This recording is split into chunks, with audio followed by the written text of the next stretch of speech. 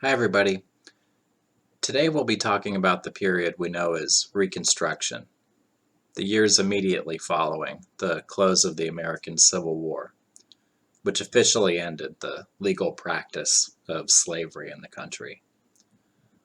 Once the shock of events like Robert E. Lee's surrender at Appomattox and Abraham Lincoln's assassination in April 1865 began to subside, the biggest question facing the nation was the status of the millions of people in the South who used to be slaves, but now were freed people, like those we see in the first image here. To say that slavery was ended forever was one thing, but what exactly did freedom for black people mean? Would they enjoy the same civil and political status as whites? Would black men possess the right to vote? Just how would their freedom be defined by the broader society? It was an enormous question that was far from resolved, and one that would fatefully shape the nation's future.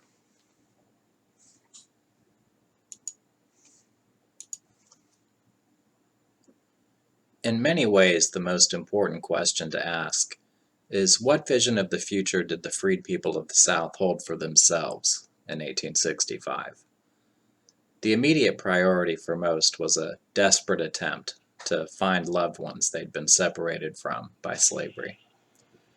Countless diaries and memoirs of white Union soldiers stationed in the Confederate States after the war describe the scene along seemingly innumerable red clay dirt roads. Black men, women, and children walking by the hundreds and even thousands, stirring up clouds of dust that stretched as far as eyes could see, traveling mile after mile in search of husbands and wives, mothers and fathers, brothers and sisters, and best friends. Former slaves also believed that the absolute best way to give meaning and security to their new status as freed people was to own their own land. Land ownership protected under law offered real independence, in the sense that blacks could be their own bosses and control their own destinies, largely free from white interference. A further understanding of what they interpreted as freedom came from the virtual disappearance of black women and children from the cotton fields, where they were easy targets of white abuse and oppression. And in the cases where black families did secure access to land, the disappearance of cotton itself from the soil, replaced by a variety of food crops that could feed families. You can't eat cotton, of course, but there was another reason that freed people showed little interest in returning to the cotton fields after the war and slavery were over. Just a couple of images, like the ones we see here, should be enough to emphasize the point.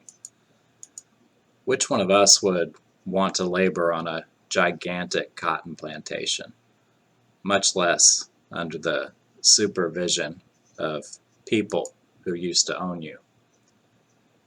Cotton was a universal symbol of their enslavement that freed people, left to their own devices, clearly wanted to leave behind.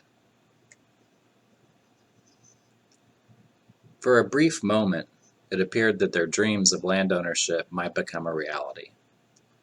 When the Union general that we see in this image here, William Tecumseh Sherman, passed through Georgia and South Carolina on his infamous march to the sea, he took notice of all the abandoned plantations up and down the coastal region we know as the Sea Islands.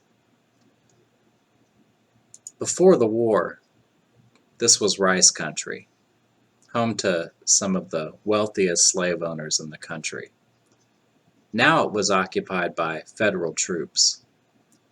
Sherman issued what became known as Field Order Number 15, which stated that the lands in the Sea Islands should be broken up into 40-acre plots.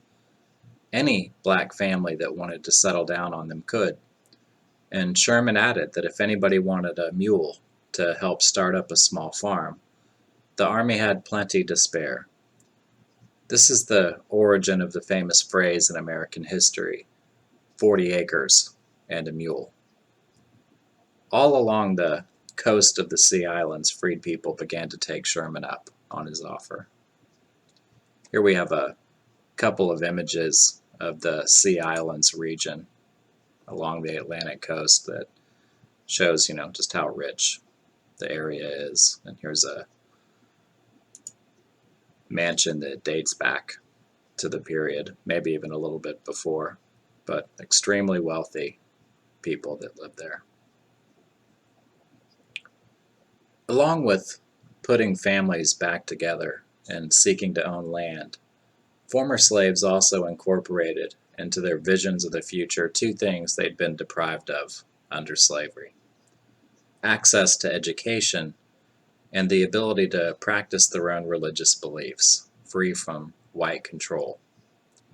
One of these areas, lack of schooling, was addressed by the federal government in Washington, D.C., when Congress moved to create what became known as the Freedmen's Bureau in 1865. Under its auspices, hundreds of public schools, like the one we see in the image here, were set up across the South, effectively bringing public schooling to the region for the first time. Many of the northern, largely white female volunteer teachers who ran the schools were shocked to find that poor white children were often as illiterate as the freed people themselves.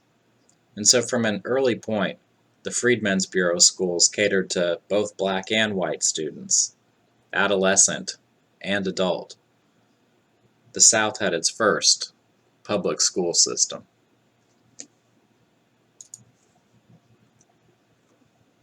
Free black churches became the central hub of the communities freed people began to form after the war, serving not just as places of worship, but as the meeting place for all sorts of activities, from recreation like dances and dinners to political meetings, anytime the community needed to gather together to discuss issues of mutual concern. Independent Black Methodist and Baptist churches also provided critical services, such as insurance and covering funeral costs. They also often functioned as the site of Freedmen's Bureau schools. Together, the schools and the churches breathed life into the idea of freedom former slaves had for themselves in 1865. They had to, because the dream of land ownership for most blacks did not last.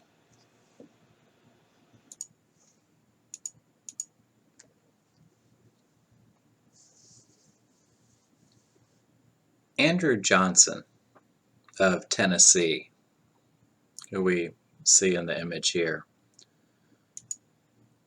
won distinction for himself as the only Southerner in the United States Senate who did not resign his seat and joined the Confederacy when the Civil War broke out.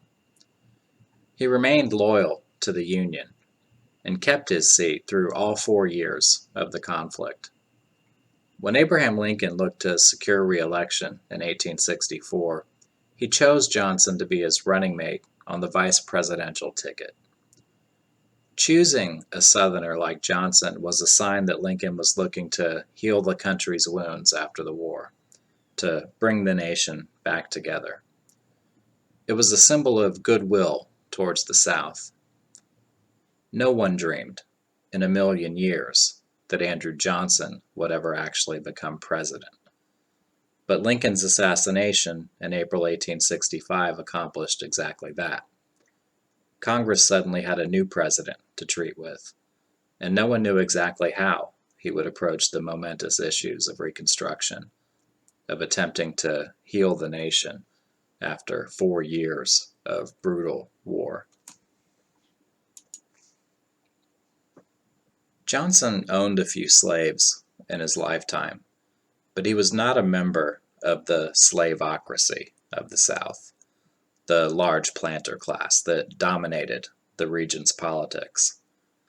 Much like his hero, Andrew Jackson, Johnson fancied himself a defender of the average white man in American society. Also like his idol, and most Americans at the time for that matter, he did not believe that black Americans, free or enslaved, were racially equal with whites. He believed in the so-called inferiority of all non-white races of peoples, especially those of African descent. He could not imagine a world where, for example, blacks owned their own lands and refused to pick cotton for a living. With Congress out of session until December 1865, Johnson was able to take the lead in shaping the federal government's initial attempts at Reconstruction policies in the South. The months from May 1865 to near the end of 1866 are often referred to by scholars as the period of presidential Reconstruction. If most white Americans had been polled at the time, a majority would have likely supported an end to slavery and secession, along with some protection of black civil rights. But most would not have supported the idea of political enfranchisement, giving black men the right to vote. Most members of the ruling Republican Party reflected this state of public sentiment and were more moderate than radical in their political position on issues of black freedom. It was Andrew Johnson's policies toward the freed people of the South that created a sea change in white Northern public opinion. Johnson's plan for Reconstruction was twofold. First, the former Confederate states had to admit that they had lost the war, and that the idea of secession from the Union was dead forever. Second, they had to honor the terms of Lincoln's Emancipation Proclamation and accept that slavery also was permanently vanquished. And that was it. Former rebels simply had to accept these terms and take a loyalty oath, and they would be able to form their own state governments and constitutions again, able to apply for readmission to the Union. The only exceptions were former Confederate politicians and prominent military figures in the rebel army, like Jefferson Davis and Robert E. Lee. Such individuals had to petition President Johnson personally for pardons. Without a pardon, they could not get their citizenship rights or their lands returned. Still, even this provision began to be waived when Johnson became alarmed at the progress of black land ownership in places like the Sea Islands and the assertiveness of former slaves generally in trying to define freedom for themselves. For the president, blacks had to remain in an inferior position to whites, as, at best, second-class citizens of the United States. They should be returned to the cotton fields under white supervision, because he believed that only their former owners really understood how to control large populations of blacks. Johnson began to pardon the large former slaveholders of the South, restoring their lands, and permanently revoking General Sherman's Field Order, number 15. The freed people who had claimed their own small farms on the Sea Islands were subsequently kicked off the land to make room for the so-called master class to return to their plantations. The freed people were told that they could remain on the land, but only if they signed labor contracts with whites, often the very same people who used to own them. The relief among anxious white Southerners at President Johnson's lenient terms for reunion was palpable, and authorities across the region quickly moved to take advantage of the situation. They formed new local and state governments, held state constitutional conventions that affirmed Johnson's terms for readmission to the Union, and finally began to pass a series of laws, subsequently known as Black Codes, that sought to restore slavery to the South, in all but name. The most infamous of these measures were the vagrancy laws, which permitted whites to stop any black individual on the street, and sometimes even to invade their homes and demand that person's papers, proof of contract, showing that they were currently in the employ of a white land or business owner. If such an individual could not show their contract, they would be arrested and held in jail until they could be auctioned off at sales to the highest white bidder, who would enjoy their service for the length of their sentence, which could stretch from months to years, depending on the state. In addition to their loss of the dream of owning their own land and being forced to work for whites again, freed people now lived under the threat of the Black Codes and the shadow of racial violence. Those few black individuals who managed to stand up for themselves and their communities became the targets of vigilantes and sometimes white mobs.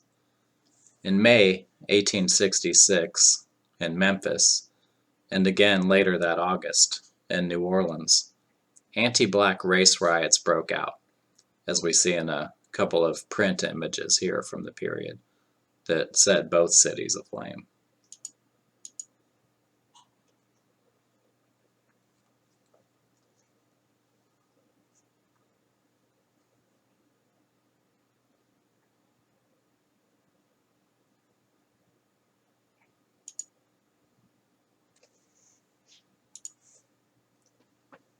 Even before the race riots, many Northerners, and not a few of their representatives in Washington, D.C., were becoming alarmed at Johnson's handling of the country's affairs. For many, the tipping point came at the end of 1865, when Congress reconvened for its first legislative session after the end of the Civil War. Republicans were shocked to see former Confederates, military and political figures in Washington, elected to their old seats under President Johnson's Reconstruction terms, expecting to participate in governing the country they'd been trying to destroy only months before.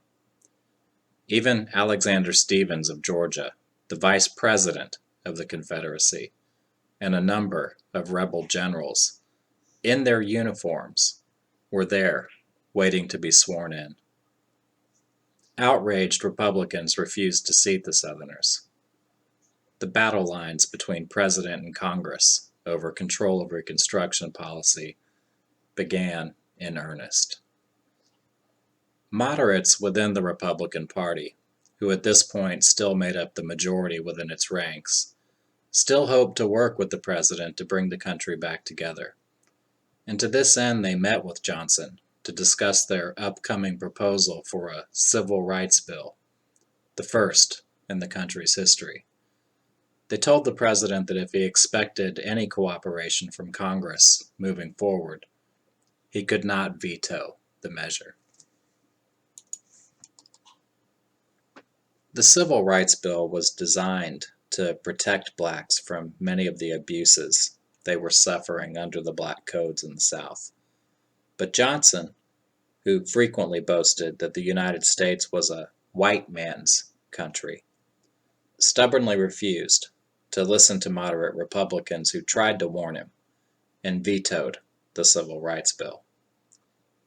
Slowly but surely, public opinion in the North, reacting to Johnson's policies, started to become more radical and less moderate.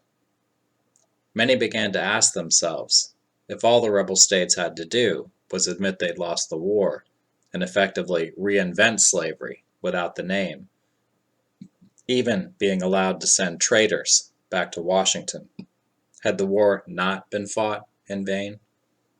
Increasingly, Northern voters and their representatives were not willing to let this happen. The 1866 midterm elections turned into a referendum on presidential Reconstruction, and the more radical elements within the Republican Party began to take over leadership of the fight against the president and his Democratic Party allies. In Congress, as we see in a couple of images here, the most prominent radical Republicans were Senator Charles Sumner of Massachusetts and in the House of Representatives, Thaddeus Stevens of Pennsylvania.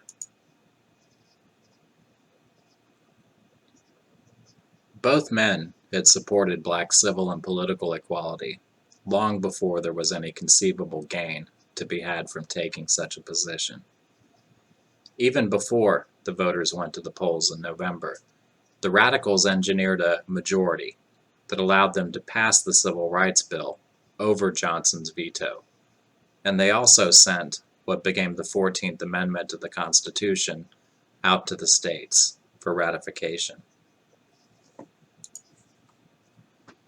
The 14th Amendment completely redefined American citizenship to say that anyone born in the United States, regardless of race, was an American citizen, with rights that could not be denied on the basis of racial origin. For the first time, black Americans were included in the definition of American citizenship. Johnson, completely misreading the public mood in the North, decided to take his message directly to the people in places like New York City, Philadelphia, Boston, and Chicago, becoming the first president to actively campaign in public on his own behalf.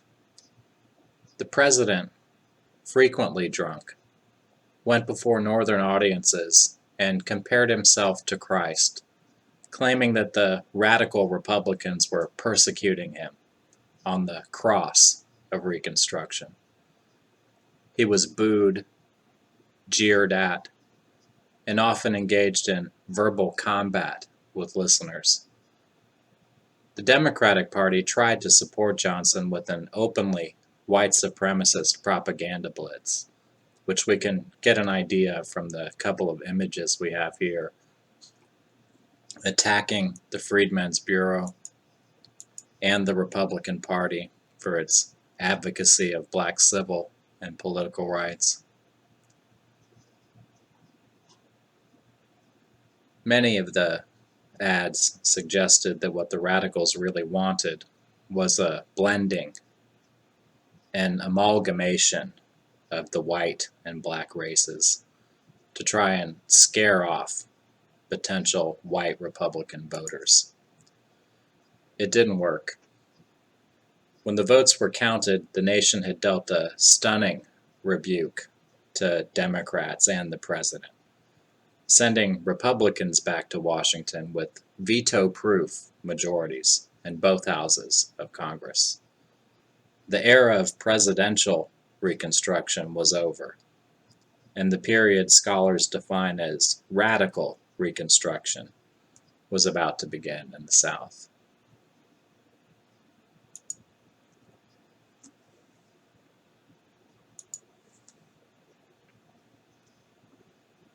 Andrew Johnson's presidency effectively ended with the vote in November 1866. After that, he was what we call a lame duck president, still technically in office, but irrelevant otherwise. Congress actually moved to impeach him. He survived by just a single vote in the United States Senate. Republicans quickly acted to implement their own plan of Reconstruction in the South, placing the former Confederate states under military occupation by federal armies and separating them into 5 separate districts. The first, as we see on the map illustration here, included Virginia. The second included North and South Carolina. The third, Florida, Georgia, and Alabama. The fourth, Arkansas and Mississippi. And the fifth, Louisiana and Texas. All would be under the direct leadership of a Union Army general who would have complete control, even to the point of declaring martial law. But this was not the most significant aspect of what became known as the Reconstruction Acts of 1867. The measures that ushered in radical Reconstruction also provided that henceforth black men in the South would have the right to vote. And not just the right to vote, but to hold office, to enjoy the same rights and privileges as white male citizens. For white Southerners, the entire world had suddenly been turned upside down, and needless to say, the revolution this created in the lives of black Southerners was almost immeasurable, offering them for the first time some real influence in determining the course of their lives. But crucially, radical Reconstruction in the South, as revolutionary as it was in many ways, is just as notable for what it consciously failed to achieve. That one thing that former slaves understood provided the greatest security to their new status as freed people: the ownership of land. So-called radical Republicans never seriously took up the question of securing land for the freed people, and for a very specific reason: cotton. Whites North and South agreed that cotton production, which remained the #1 most profitable export of the United States, had to be restarted in earnest. What they also agreed on, apparently, was that white people didn't pick cotton. Black people did. The dream of land ownership would remain exactly that for the overwhelming majority of former slaves: an unrealized dream.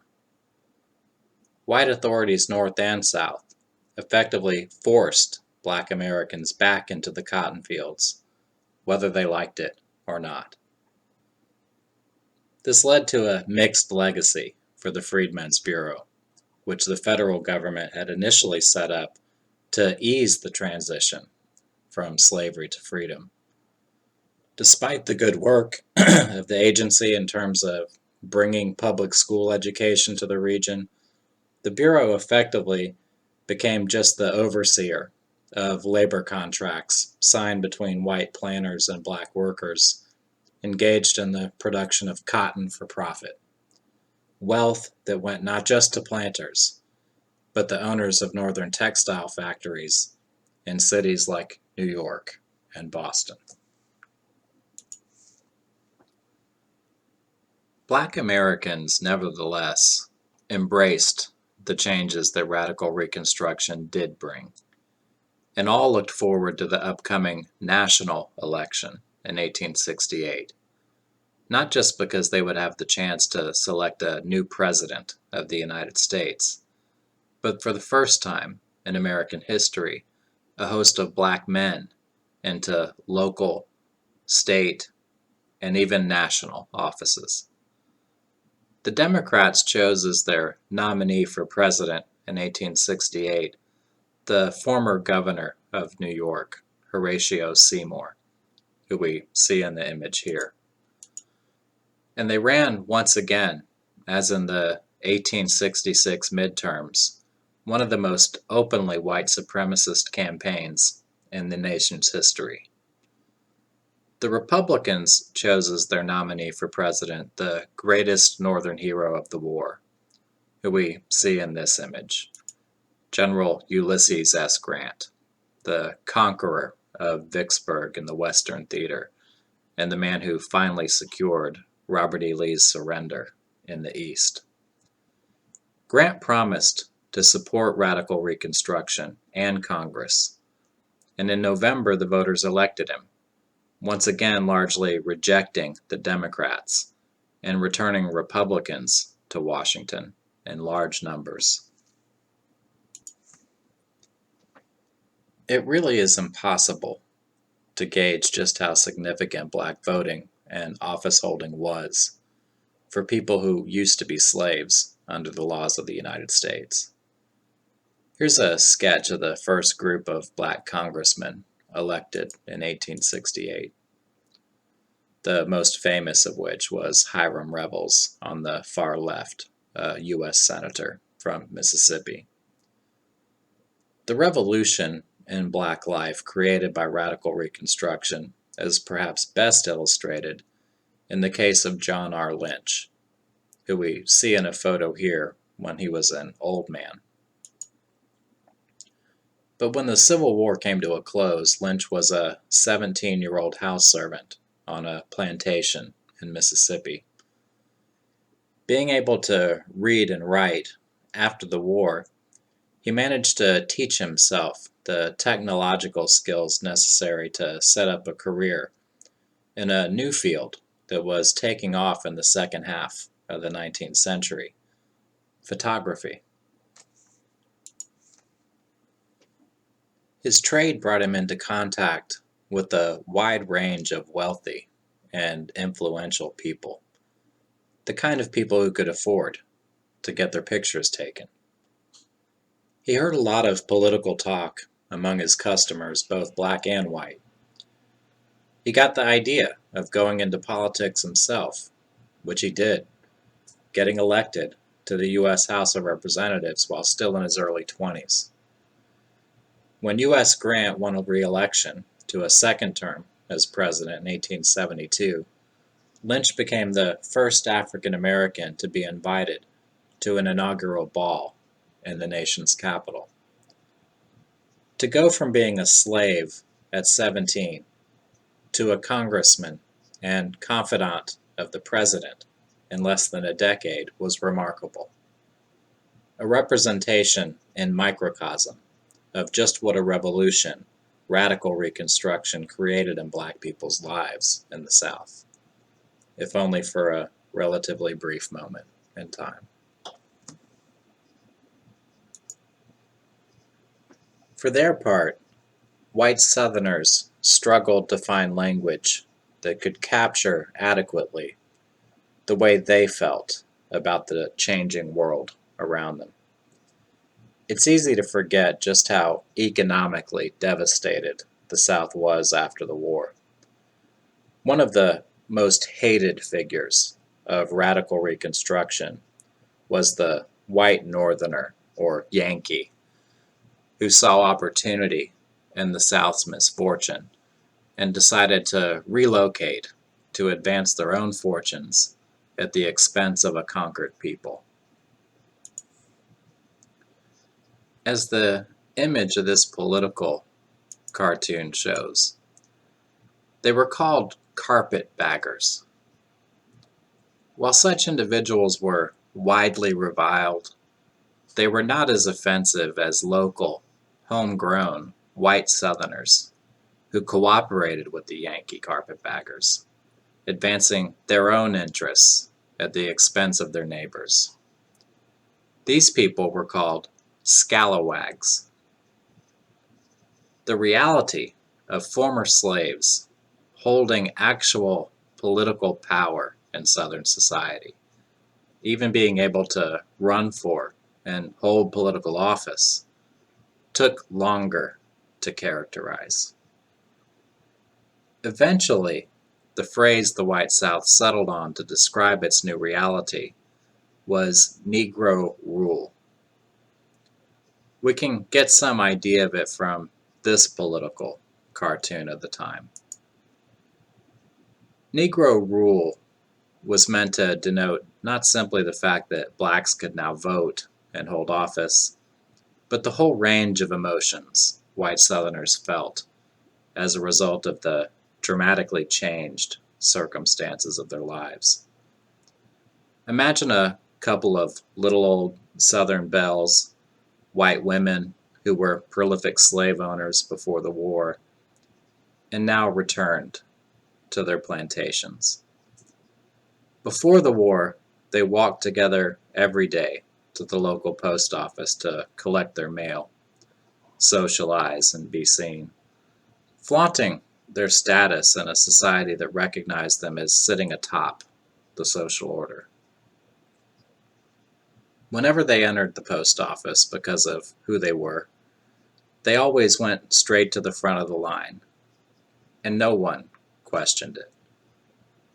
Then one day, they enter the post office to find that the person behind the desk has changed. After the election of 1868, their new postmaster is a black man, maybe even someone they used to own as a slave. When they attempt to cut to the front of the line this time, they're told to take their place at the back of the line, like everyone else has to do. In an instant, they're made to understand how their position in the social order has been undermined, and the power they've lost. This is an example of what Southerners meant by the phrase, Negro rule. It was a form of public humiliation, in a sense, that they found unendurable. They saw it as a rupture in what they called the natural order of things, and a majority determined to resist radical Reconstruction, Republicans, carpetbaggers, scalawags, and Negro rule in every way they could.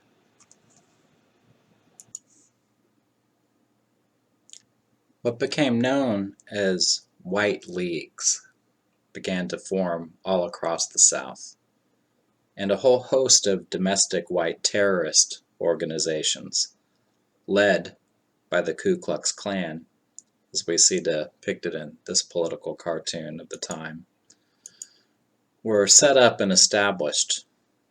There were also other groups, like the Knights of the White Camellia in Louisiana.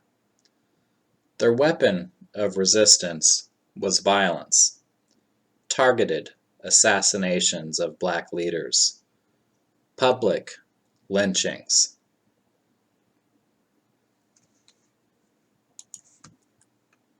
See the black body hanging from a tree in the illustration, and the rape of black women.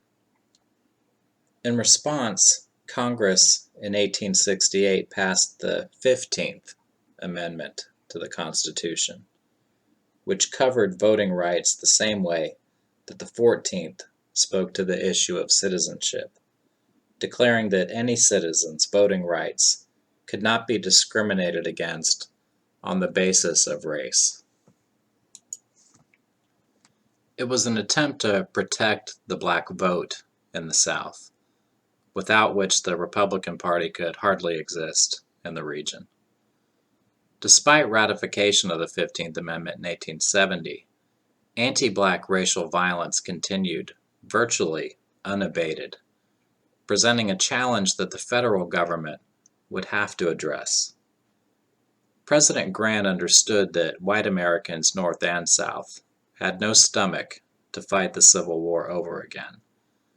He could not simply send hundreds of thousands of federal troops into the South to enforce black civil and political equality at the end of a gun barrel.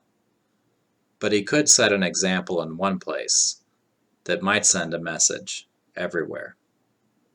As the leading promoter of the violence against blacks, the KKK became Grant's target, and nowhere was the organization more prolific than in the birthplace of secession, South Carolina. The president determined to crush the Klan there, hoping that if he could do so, It might temper the activities of the group and others like it in other parts of the South. In 1871, in what became known as the Ku Klux Klan trials, hundreds of members were arrested, testified against by countless victims, and convicted to prison terms. The Klan was crushed in the Palmetto State, but only for a while. And the violence against freed people and white Republicans in other parts of the South hardly subsided. Although Grant's action against the Klan was popular in the North at the time, helping to secure his re-election in 1872, it did not solve the pandemic of racial violence. Assassinations, lynchings, and rapes escalated in number throughout the decade of the 1870s. Still, radical Reconstruction could never have come to an end, as it ultimately did, unfinished, without the tacit consent, not just of Northern politicians, Republicans as well as Democrats, but also with the approval of the Northern public. So just how did the public's support for the freed people begin to wane and fade away?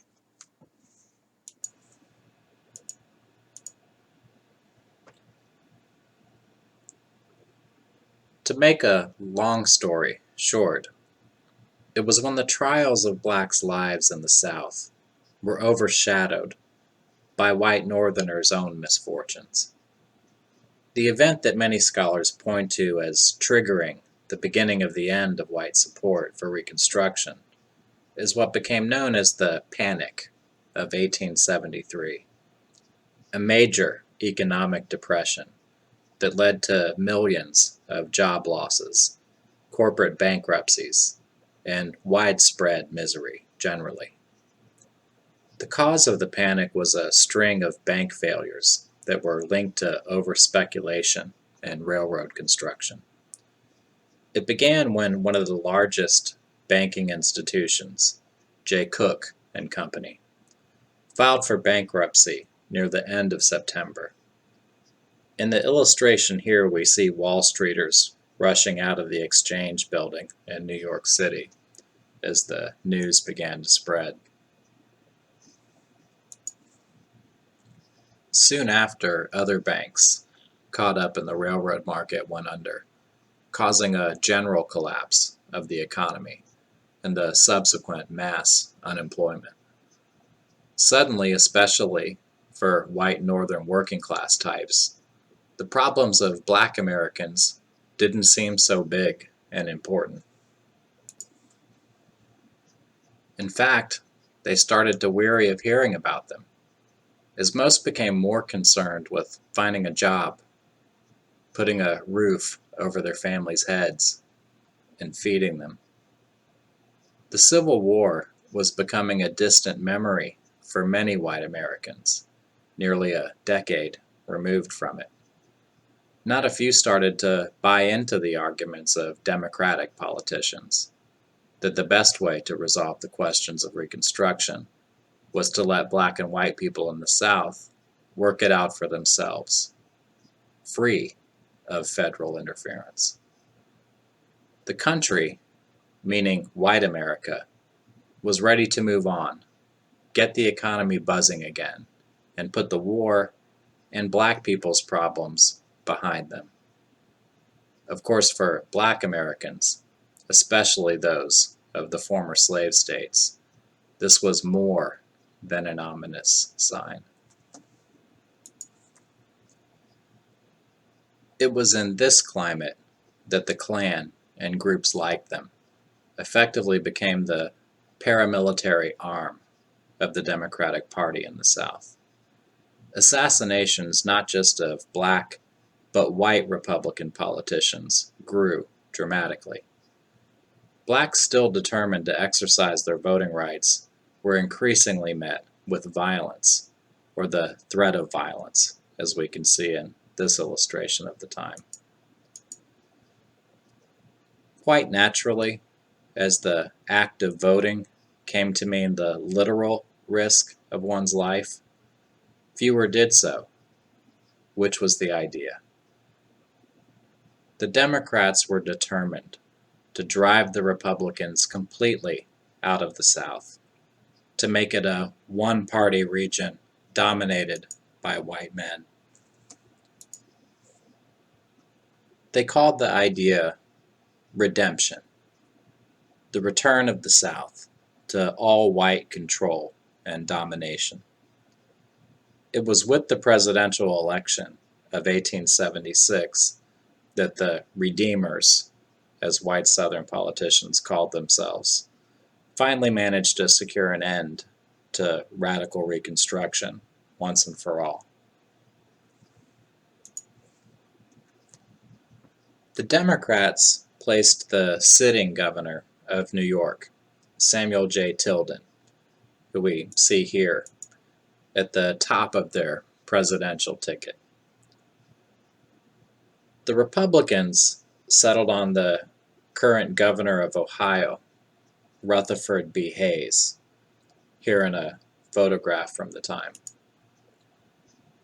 The contest was extremely close, so close that the votes in South Carolina, Florida, and Louisiana would determine the outcome.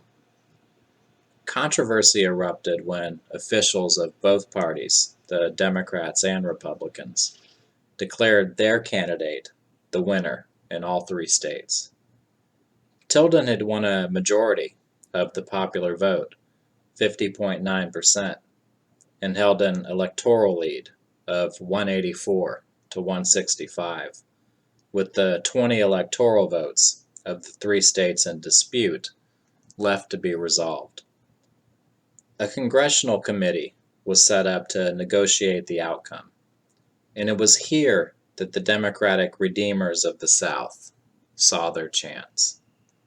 They offered to give the election to Hayes, the Republican, all 20 remaining electoral votes, in exchange for the end of federal enforcement of Reconstruction in the South. The Republicans on the committee agreed, and what became known infamously as the Compromise or Bargain of 1877 was struck. Upon taking office, Hayes did not remove all the federal troops from the South, as is often suggested. He did, however, give the order for those troops to return to their regular installations and military bases, and to no longer enforce the laws. The experiment in interracial democracy, the first of its kind really in human history, had ended, unfinished. What lay ahead for Black Americans in the South was the long, dark night of Jim Crow segregation, disenfranchisement, and the ever-present threat of white terrorism. The modern civil rights movement lay far out on the horizon, nearly 100 years away.